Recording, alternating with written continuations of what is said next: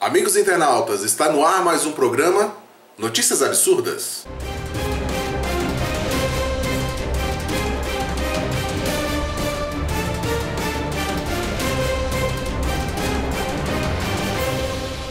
Abaixo-assinado para o deputado Paulo Feijó. Na Câmara Federal tem um deputado que, digamos assim, ele é um pouco esquecido, sabe? Ele esquece algumas regras básicas da administração pública. Pois é, esse deputado lá do Rio de Janeiro abastece os veículos do seu gabinete no posto de gasolina do próprio genro, ou seja, do parente dele. Acontece que existem algumas regras que impedem esse tipo de coisa. Isto se chama improbidade administrativa. Pois bem, a Operação Política Supervisionada está fazendo uma ação contra este esquecimento do deputado e objetiva a devolução de mais de R$168 mil aos cofres públicos. Se você quiser saber um pouco mais, o link de toda essa matéria, de todo esse caso, está na descrição deste vídeo. Inclusive há um abaixo-assinado que você pode participar, caso você ainda não esteja participando, que será entregue por mim lá no gabinete do deputado, exigindo a devolução desse dinheiro. Obviamente, porque ele não vai simplesmente devolver o dinheiro, mas esse é apenas mais um passo para que a gente exija isso, inclusive na justiça. Cai a farra do avião, mas a do shopping dos deputados prossegue na Câmara. Essa brincadeira de mau gosto criada pelo deputado e presidente da Câmara Federal, Eduardo Cunha, previa a emissão de passagens aéreas aos cônjuges dos parlamentares, dos deputados, para que essas pessoas, esses cônjuges, viessem aqui para Brasília para passear. Tudo isso, claro, com dinheiro público. Mas obviamente que a opinião pública foi toda contra, as mídias sociais, enfim, teve todo o movimento social contra, inclusive a Operação Política Supervisionada. Novamente, fez parte, a gente fez um e-mailzaço, digamos assim, várias pessoas enviaram e-mails ao presidente da Câmara exigindo que cancelasse essa brincadeira de mau gosto.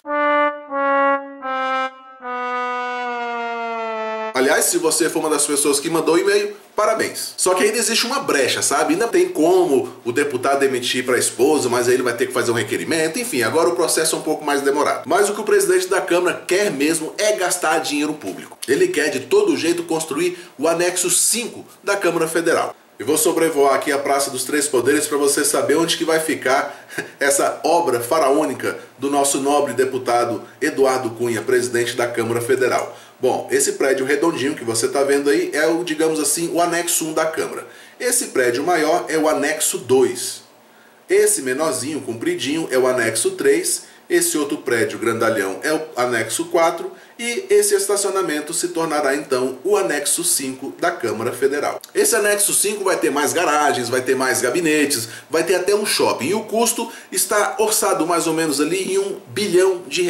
Mas como aqui é Brasil, provavelmente isso vai para 2 bi, porque tem muita propina para pagar. Pois é, mas o presidente disse que é necessário fazer essa obra porque a Câmara tem muita gente e pouco espaço. Pena que ele, nem muitos outros ali na Câmara Federal não levaram adiante a PEC, prevista pelo Clodovil, ainda o Clodovil, que previa a extinção de metade dos cargos de deputado federal. Hoje são 513, ele previa 250. Se acontecesse isso, de repente nem ia precisar aumentar a Câmara. Aliás, e por falar em presidente da Câmara, Eduardo Cunha, inquéritos envolvem principais líderes do Senado. Alguns peixes graúdos da política brasileira estão na lista do Janot, que foi entregue ontem, dia 4 de março, ao STF para abertura de inquéritos naquela história toda do Lava Jato. São eles Romero Jucá, Fernando Collor de Mello, Lindbergh Farias, Humberto Costa, a narizinho do PT, Gleisi Hoffmann, e ainda Ciro Nogueira, do Eduardo Cunha, que é o presidente da Câmara, e ele, claro, sempre ele, Renan Calheiro, presidente do Senado Federal. Segundo o delator Paulo Roberto Costa, desse caso do Lava Jato, um dos delatores,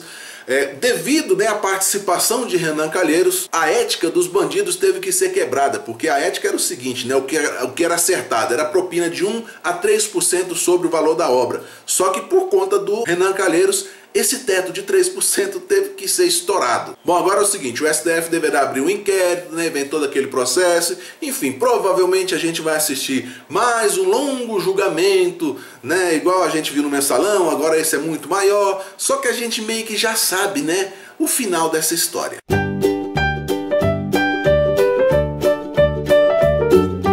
por falar em pizza, Supremo extingue pena de José Genuíno, condenado no Mensalão. Graças ao indulto natalino assinado pela presidente Dilma Rousseff no final do ano passado, José Genuíno, um mensaleiro, agora está livre, leve e solto. E assim como cresce a lista de mensaleiros livres, cresce também aquela sensação ruim que a gente tem de que na política brasileira o crime compensa. E falando em criminosos, Caixa 2 Democrata. Alguns componentes do DEM, o partido de oposição aqui no Brasil, estão na mira da Polícia Federal. A governadora do Rio Grande do Norte, Rosalba Ciarline, está inclusive exercendo o mandato graças a uma liminar, está envolvida aí no esquema, dizem que está envolvida no esquema aí de Caixa 2, da eleição e tal, mas não é só ela. Simplesmente o presidente do partido, Agripino Maia, também vai ter que se explicar na Polícia Federal. Olha só que história interessante. Ele era dono de uma construtora chamada EIT até 2008. Quando foi em 2010, ele concorreu a uma vaga no Senado Federal, inclusive foi eleito. Atualmente ele é senador. Pois é, essa EIT doou para a campanha dele R$500 mil. E hoje essa construtora é a empresa privada que mais recebe dinheiro no Rio Grande do Norte, das obras que ela faz. Então assim, ela doou o Agripino e a Rosalba e ela foi... Bom, você entendeu, E agora a enquete da semana passada. Eu perguntei, qual o limite de gastos com a divulgação da atividade parlamentar deveria haver na SEAP? 73,33% disseram que a divulgação da atividade parlamentar deveria simplesmente não existir mais. 20% disseram que ela deveria ter um teto de apenas 5% sobre a cota mensal do gabinete. Bom, e agora vamos para a enquete da semana. Qual será o sabor da pizza assada no STF no caso da Lava Jato? Primeira opção, vergonha com catupiry. Segunda, incompetência com champignon. Ou terceira, polvo palhaço com azeite e pepino. No próximo programa Notícias Absurdas eu dou o resultado dessa nossa enquete. Bom, gente, eu espero que vocês tenham gostado do vídeo de hoje. Se vocês gostaram, por favor, clique no gostei, compartilhe em suas redes sociais e não deixe de se inscrever no meu canal. É isso aí, gente. Muito obrigado, um grande abraço e até mais.